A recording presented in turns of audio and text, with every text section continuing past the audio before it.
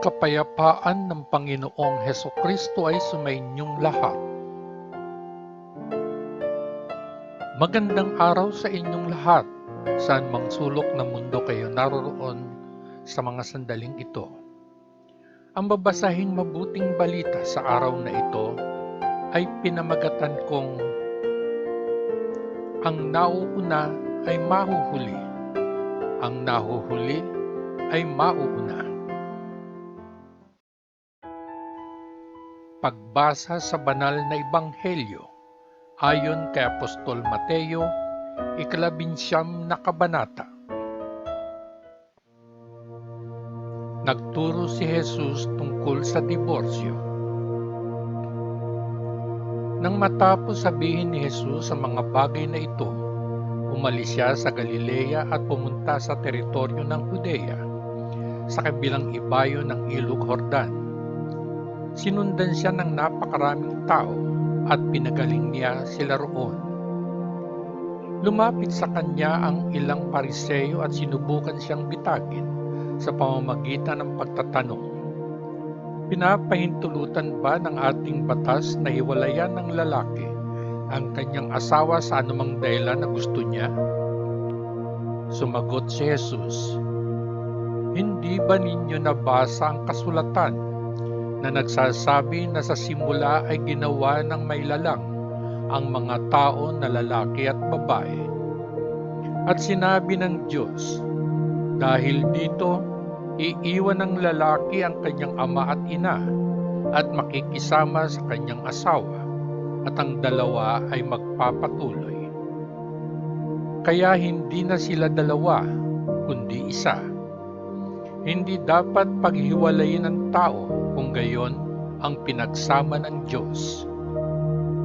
Tinanong siya ng mga Pariseo, kung gayon, bakit ibinigay ni Moises ang kautusan para sa isang lalaki na ibigay sa kanyang asawa ang isang abiso ng diborsyo at palayasin siya?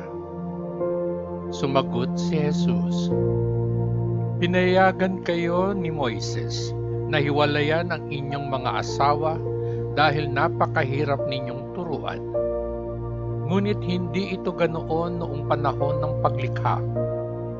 Sinasabi ko sa inyo, kung gayon, na ang sinumang lalaki na hiwalayan ng kanyang asawa para sa anumang dahilan, maliban sa kanyang pagtataksil, ay nangangalunya kung siya ay mag-asawa ng ibang babae.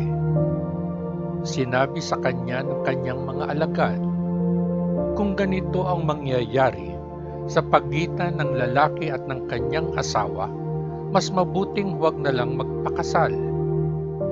Sumagot si Jesus, ang turong ito ay hindi angkop sa lahat, kundi sa mga pinagkalooban lamang ng Diyos. Sapagkat may iba't ibang dahilan kung bakit hindi makapag-asawa ang mga lalaki. Ang ilan, dahil ipinanganak sila sa ganoong paraan. Ang iba, dahil ginawa sila ng mga tao sa ganoong paraan. At ang iba ay hindi nag-aasawa alang-alang sa kaharian ng langit. Hayaan ang sinumang makatanggap ng turong ito.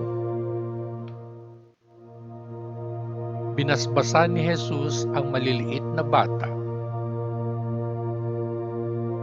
May mga taong nagdala ng mga bata kay Jesus para ipatong niya ang kanyang kamay sa kanila at ipanalangin sila. Ngunit pinagalitan ng mga alagad ng mga tao.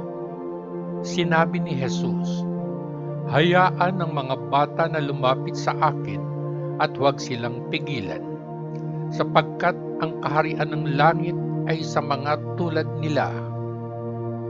Ipinatong niya ang kanyang mga kamay sa kanila at saka umalis. Ang mayamang binata. Minsan, isang lalaki ay lumapit kay Jesus. Guro, tanong niya, anong mabuting bagay ang dapat kong gawin upang makatanggap ng buhay na walang hanggan? Bakit mo ako tinatanong tungkol tungkol sa kung ano ang mabuti, sagot ni Jesus. Isa lang ang mabuti, sundin ang mga utos kung nais mong pumasok sa buhay. Anong mga utos? Tanong niya. Sumagot si Jesus. Huwag kang pumatay, huwag kang mangalunya, huwag magnakaw, huwag mag-akusa sa sinumang nang hindi totoo.